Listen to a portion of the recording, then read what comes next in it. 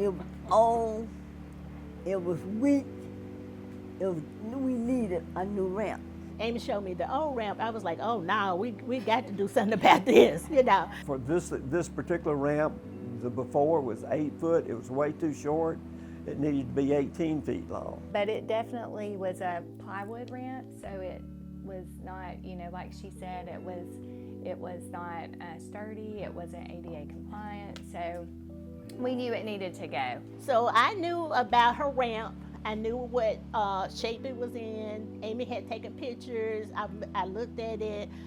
We discussed it with Bynum, who is our rehab tech specialist. And Bynum invited me to breakfast one morning and got to talking about projects and things that they did and the needs that they had, need people to install ramps. So, yeah, they talked about how the state would furnish materials if they needed volunteers to erect the ramps. One of the objectives is to make sure that ramps are built stable and secure and properly and are safe to the user. A second objective is that where we can develop relationships with community resources and volunteers such as the Church of the Highlands and all the other church groups over there. Mr. Campbell calls me, or he'll call Bynum and he'll say, well, okay, this is the date that we're going to do this particular ramp. And the process is, once we find that out, Bynum does a project plan and he does a material list. From there, we get our date for the actual ramp built, and then they come out and they build the ramp. When we built this ramp, there was neighbors coming from across the street, all over. We cut grass. We have team members. We probably brought 25 or 30 people out here. Cooking team came with us, so we cooked hamburgers, hot dogs. And so it's a good project outreach where we get to meet people and see their needs and kind of help them out when we can. Find out about the family.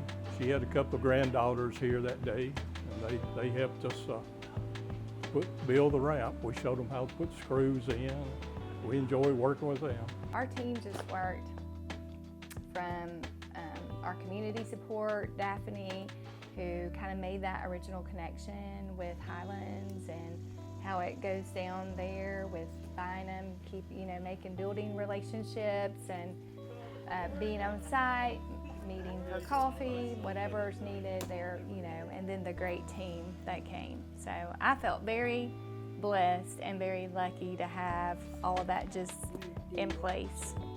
And Miss Kirkland, she just started telling me all about it, and the story was just, it wasn't just a simple story. There was more things that happened, and just, people that came in to care for her, and the food, and just everything, I think, that happened that day. You just were just so amazed by it. Oh yeah, my goodness, yeah.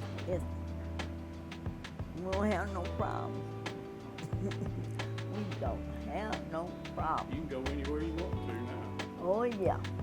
Our budget is not the biggest budget, but sometimes we have to think outside the box to get some of the things that we get for our consumers, so that they can be able to live independent in their home. Thank y'all.